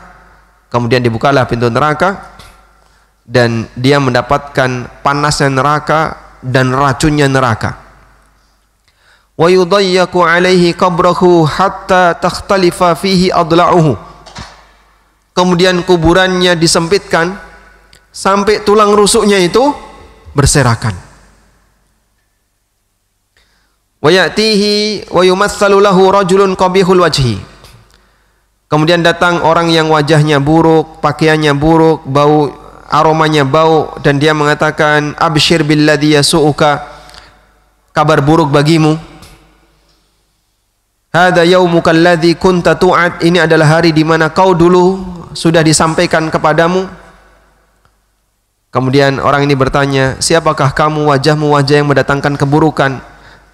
Lalu dia menjawab, ana amalukal khabith, aku adalah amalmu yang jelek. Fa wallah maka amalnya memberikan cacian kepadanya. Ma alimtu illa kunta bati'an an ta'atillah sari'an ila ma'siyatillah fajazakallaha syarran. Aku lihat kamu adalah orang yang semangat ketika melakukan maksiat, tapi ketika berbuat taat malas-malasan. Sehingga ketika ada celah untuk maksiat, gas, langsung dilakukan. Dan Nabi SAW memberikan gambaran orang yang hidup di akhir zaman yang nanti akan menjumpai matahari terbit dari barat, karakternya kayak gitu. Kata beliau SAW, semangat mereka dalam berbuat kemaksiatan itu seperti burung dan rubah. Seperti burung dan rubah. Kenapa seperti burung dan rubah? Digambarkan seperti burung dan rubah. Seperti rubah karena dia cerdas dalam mencari peluang. Seperti burung cepat ketika menyambar. Sehingga digambarkan oleh Rasulullah SAW dengan dua binatang ini seperti rubah dan burung elang. Ketika dia mau berbuat maksiat, cerdas mencari peluang, cepat dalam melakukan. Makanya kalau ada orang yang dia selalu berpikir untuk membuat sensasi maksiat yang baru, yang mungkin dulu tidak pernah dikenal, terus muncul belakangan, baru lagi muncul belakangan, itu karakter seperti ini. Kita mungkin dulu tidak pernah mengenal ya aneka pelanggaran-pelanggaran seksual yang dialami oleh masyarakat. Dulu nggak ada kayak gini. Muncul belakangan satu demi satu aneka pelanggaran dalam masalah kehormatan, pelanggaran dalam masalah harta orang lain. Jadi sampai yang namanya modus untuk korupsi itu ganti-ganti antara satu periode dengan periode yang lain. Ini nggak boleh dia ngasih celah di sini. Ini susah buat celah baru di sini lagi. Masya Allah. Betapa orang itu sangat aktif dalam mencari celah untuk berbuat maksiat. Kemudian thumma yuqayyadu lahu a'ma asammu abkam fi yadihi mirzabbah. Kemudian dia ditemani oleh makhluk yang buta, budek, bisu. Dia ditemani oleh makhluk yang buta, budek, bisu. Nggak bisa diajak ngomong. Kemudian dikode juga nggak paham karena orangnya buta. Dan dia nggak bicara apapun. Makhluk itu nunggui mayat yang kafir tadi, wa fi yadihi mirzabbah, dan di tangannya ada perkul, ada alat pukul. Lau duriba biha jabalun kana turaba. Andaikan dipukulkan ke gunung akan jadi debu. Makhluk yang buta, budek dan bisu ini kemudian memukulkan fayadribuhu darbatan hatta yasira biha turaban. Dipukulkan ke arah mayat ini langsung dia jadi tanah. Tsumma yu'iduhu Allahu kama kana. Kemudian dikembalikan kembali oleh Allah Subhanahu wa taala. Dipukul lagi, lalu dia teriak dengan teriakan yang sangat keras, tapi yang memukul ini enggak dengar. Yang mukul ini enggak dengar. Sehingga dia tidak punya rasa kasihan. Dia enggak dengar dan dia enggak lihat. Bagaimana nasib yang dipukul dia enggak lihat. Fayasihu sayhatan yasma'uhu kullu syai'in illa tsaqalain. Dia teriak dan didengarkan oleh semua makhluk kecuali jin dan manusia. Tsumma yuftahu lahu babun minan nar. Kemudian dibukakan untuknya pintu dari neraka. Wa yumahhatu min furushin nar, dan dibentangkan menuju neraka. Fayaqulu rabbi la taqumis sa'ah. Dalam suasana dia begitu menyakitkan dihukum di alam kubur, dia minta kepada Allah jangan tegakkan kiamat. Rabbi la taqumis sa'ah, karena dia melihat hukuman di neraka jauh lebih dahsyat dibandingkan hukuman yang dia alami di alam kubur. Makanya pada waktu orang kafir dibangkitkan dari alam kubur, mereka mengatakan gimana? Qala man ba'atsana, qalu man ba'atsana mim marqadina hadza. Siapakah yang membangunkan kami dari tempat tidur kami? Kok tiba-tiba cepatnya sudah masuk akhirat? Karena dia tidak ingin kiamat itu terjadi, sebab dia melihat hukuman di akhirat, hukuman di neraka jauh lebih dahsyat. Wallahu alam. Walhamdulillahirabbil alamin. Sudah selesai. Cukup insyaallah. Baik, walhamdulillahirabbil alamin. Kita sudah selesai membacakan satu hadis yang cukup panjang. Dan mungkin karena kita sendiri dan termasuk saya adalah orang yang banyak bersinggungan dengan kenikmatan dunia, sehingga membaca hadis seperti ini suasana batin kita masih terasa biasa. Dan dulu ada dalam sebuah majelis ada orang yang mendengarkan hadis ini dibacakan, dia pingsan, lalu dibawa pulang. 3 hari orangnya mati. Saking takutnya ketika mendengar pertama kali hadis seperti ini. Dan kita memohon kepada Allah Subhanahu wa taala, semoga Allah Subhanahu wa taala memberikan kepada kita iman yang kuat dan keyakinan yang kuat baik di dunia maupun ketika kita menghadap Allah Subhanahu wa taala untuk bisa menjawab pertanyaan para malaikat di alam kubur. Wassallallahu ala nabiyyina Muhammadin wa ala alihi wa sahbihi wasallam. Moga para jamaah yang mungkin ada pertanyaan bisa bertanya langsung.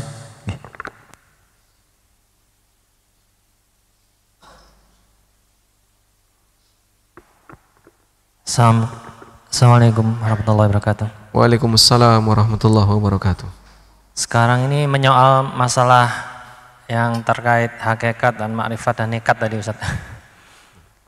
Ini saudara saya sendiri itu sedang mempelajari yang mirip seperti itu, bahkan meyakini beribadah seperti menyatu dengan alam semesta, menyatu dengan Tuhannya, istilahnya seperti itu yang disebutkan. Dan saya pernah berdebat dengan, nggak berdebat, dialog dengan saudara saya ini, malah niat saya untuk mengingatkan ataupun untuk berdakwah, namun kok rasanya sudah kuat sekali sehingga malah kayak bertengkar. Jadi mohon nasihatnya. Saya akhirnya sekarang ini malah saya biarkan saja. Dan kalau menyikapi dengan saya itu suka banyak komentar juga dengan saya, dengan ibadah saya itu lebih dikomentari. Kenapa misal saya nggak mendengarin musik itu dia olok-olok gitu, seperti itu. Nah, sikap saya sekarang itu nasihatnya bagaimana menyikapi dengan saudara saya ini biar mungkin dapat hidayah atau seperti itu. Masya Allah. Baik. Bisa jadi hidayah yang diterima oleh orang yang kita dakwai itu tidak datang dari kita. Mungkin kita memperjuangkannya, tapi dia sadar dari mendengar yang lain.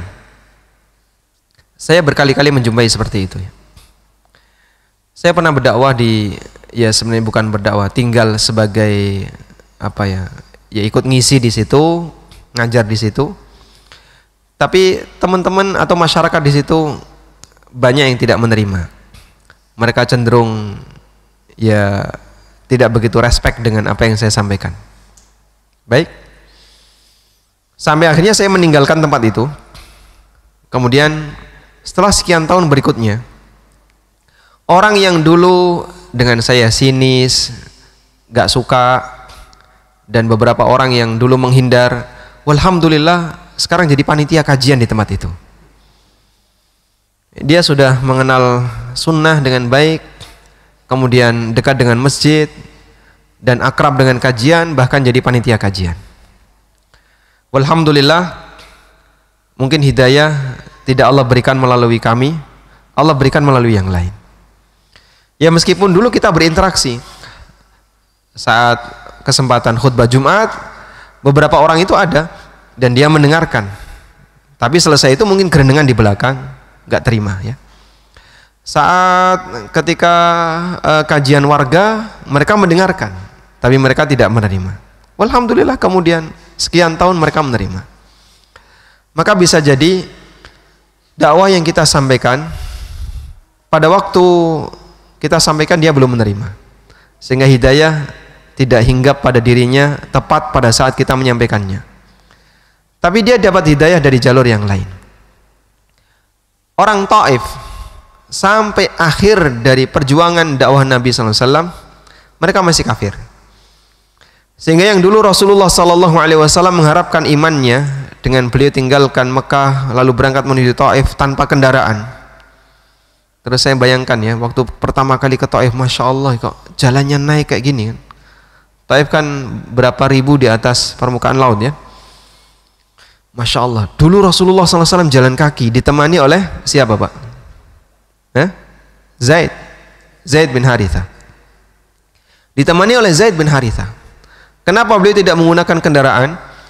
Agar masyarakat tidak menyangka beliau telah hijrah meninggalkan kota Mekah, sehingga beliau jalan kaki tanpa kendaraan. Sehingga dalam posisi itu beliau tidak menunjukkan menyerah untuk berdakwah kepada orang musyrikin Mekah. Akhirnya ketika beliau berdakwah kepada masyarakat Taif, mereka menolak dengan kejadian yang seperti kita baca dalam Sirah Nabawiyah. Lalu Taif kapan masuk Islam? Belakangan. Dan masuk Islamnya pun melalui proses penaklukan perang Taif ya. Sehingga bukan melalui proses menyampaikan hujjah lalu diterima baik-baik. Dan itu belakangan. Karena itu jamaah yang dimuliakan Allah Subhanahu wa taala, dalam posisi ini ketika kita berdakwah dan kemudian kita tidak diterima, barangkali beberapa cerita tadi bisa menjadi penyemangat bagi kita.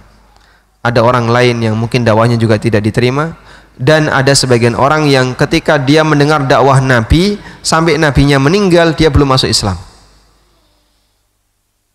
Sampai nabinya meninggal dia belum masuk Islam. Beberapa orang yang dulu memusuhi Rasulullah SAW terus minggat pergi, masuk Islamnya setelah itu.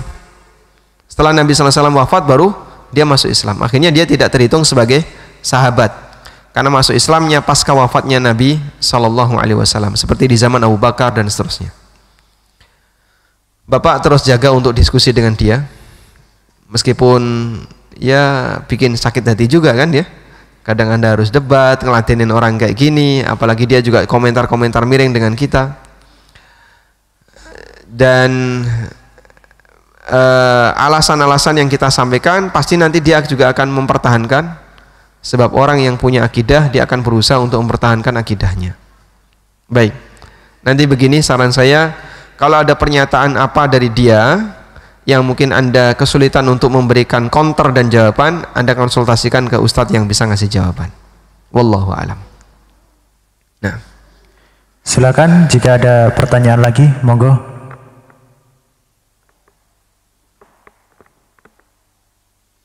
Cukup insyaallah. Baik, jam. Nah, ada lagi? Assalamualaikum warahmatullahi wabarakatuh. Waalaikumsalam warahmatullahi wabarakatuh. Mungkin kita pernah juga mendengar Ustadz, ada seseorang yang mati suri istilahnya Ustadz. Jadi beliau mati tapi akhirnya hidup kembali. Kemudian juga ada seorang teman juga bercerita bahwa setelah jeda kematian itu beliau sempat merasakan bahwa ruhnya itu dia sampai bisa naik ke atas langit sampai bisa melihat atap rumahnya segala macam. Nah itu bagaimana kami menyikapi kalau ada cerita dari orang yang mengalami mati suri bahwa dia sempat ke atas kemudian kembali lagi, itu apakah ada riwayat yang sahih Ustaz cerita seperti ini? Baik, kita punya keyakinan seperti ini Pak ya, bahwa orang yang sudah mati tidak mungkin hidup lagi. Itulah keyakinan dalam agama kita. Sedangkan khurafat yang dimiliki oleh orang-orang yang punya akidah menyimpang ya, mereka punya anggapan arwah itu bisa balik lagi. Ada yang punya anggapan arwah itu gentayangan selama 40 hari. Ada yang punya anggapan arwah ketika dicabut nanti bisa diperjuangkan untuk dikembalikan lagi.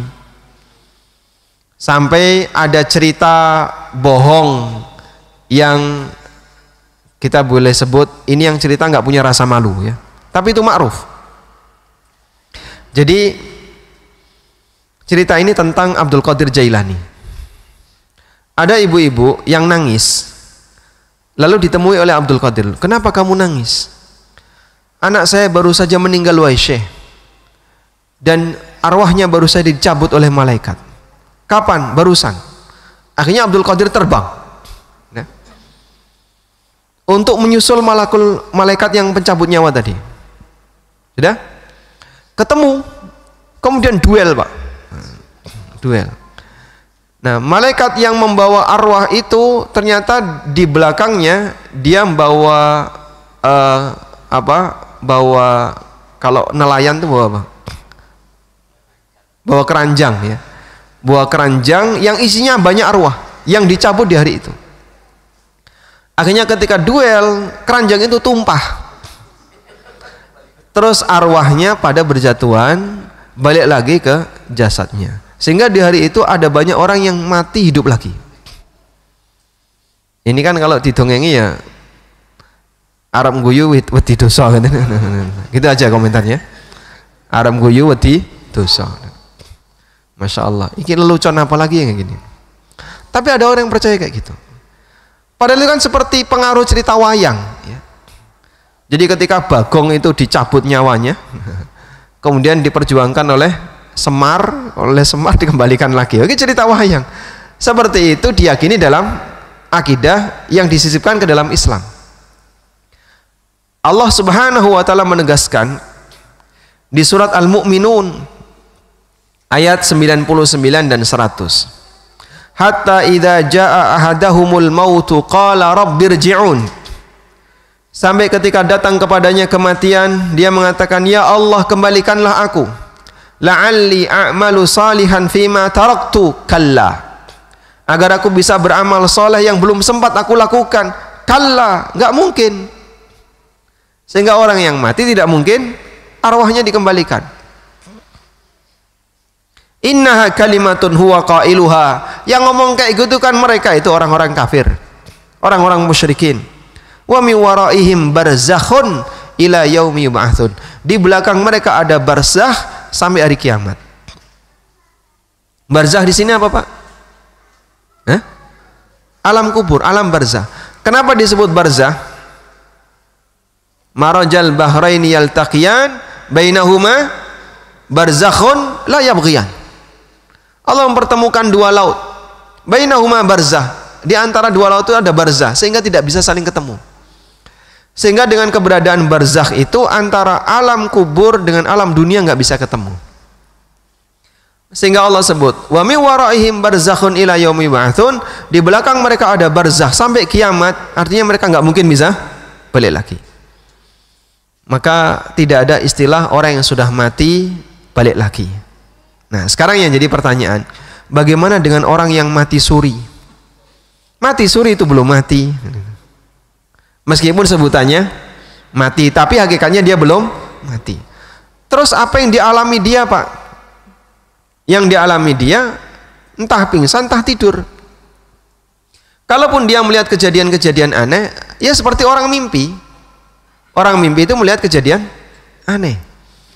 Sehingga kadang dia melihat kejadian yang luar biasa yang belum pernah dia lihat sama sekali. Dan mudah bagi Allah untuk menampakkan kepada sebagian hambanya kejadian aneh dalam mimpinya, sehingga saat mimpi itu serius sekali, sampai seolah-olah begitu nyata, melihat arwahnya sampai ke loteng, ya. Kemudian di loteng nanti ketemu apa, ya, entah tikus atau apa, terus balik lagi, atau lihat arwahnya terbang kemana, atau suasana yang lain, seperti orang mimpi. Terus ketika dia balik sadar. Tapi Pak, secara fisik kayaknya sudah mati. Secara fisik kayaknya sudah mati. Contohnya gimana? Itu Pak, detak jantungnya sudah lemah, pelan sekali. Nafasnya sudah hampir tidak ada. Baik, tapi batang otaknya masih hidup. Selama batang otaknya masih normal, masih hidup, dia bisa hidup. Katanya seperti itu kalau ukuran fisik, ya. Coba tanya Pak Dokter, betul Pak? Nah, ketika batang otaknya masih hidup, dia masih hidup. Artinya sistem sarafnya masih jalan. Mudah bagi Allah untuk mengembalikan jasadnya kembali normal. Dan dalam situasi seperti itu, kondisi ketika manusia pingsan, tidur lelap dan seterusnya, itu kan arwahnya dicabut sementara oleh Allah Subhanahu wa taala. Sebab salah satu di antara bentuk kematian disebut dengan kematian sughra. Ketika kapan? Ketika kapan? Tidur. Walladzi yatawaffal anfusa hina mautiha wallati lam tamut fi manamiha. Dialah zat yang mewafatkan jiwa ketika mati dan jiwa yang belum waktunya mati ketika tidur. Maka para ulama mengatakan wafat itu ada dua, wafatul kubra dan wafatus sughra. Wafat sughra adalah wafat ketika orangnya sedang tidur, pingsan dan seterusnya. Dan itu yang kami pahami berkaitan dengan mati suri. Sehingga mati suri itu bukan mati yang hakiki, tapi orangnya belum mati, tapi arwahnya menjumpai aneka kejadian yang aneh dan dia bisa cerita setelah itu. Wallahu a'lam. Nah.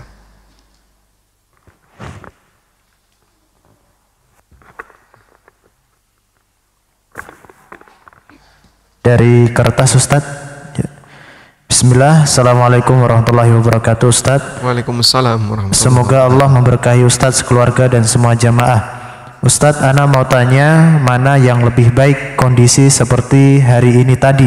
Kita sampai di homestay jam 1 siang, masih ada waktu zuhur. Mana yang lebih baik, sholat jamak qashar di awal atau jamak qashar di akhir, atau sholat tanpa jamak Ustadz? Baik. Kalau Anda bertanya bagi musafir, mana yang lebih baik, jamak takdim ataukah jamak takhir? Jawabannya menyesuaikan kebutuhan. Sehingga ketika musafir mendapatkan rukhsah untuk menjamak, maka kapan waktu dia menjamak kembali kepada kebutuhan. Mana yang paling nyaman bagi dia? Karena dua-duanya rukhsah, mau takhir mau takdim silahkan, dua-duanya rukhsah. Sehingga kalau menurut dia takdim lebih mudah, silahkan takdim. Sebaliknya kalau menurut dia takhir lebih gampang, silahkan takhir. Menyesuaikan apa yang paling mudah bagi dia. Wallahu a'lam. Surabaya sudah maghrib? Surabaya sudah ya? Baik. Ini ada pertanyaan. Assalamualaikum warahmatullahi wabarakatuh. Waalaikumsalam warahmatullahi wabarakatuh.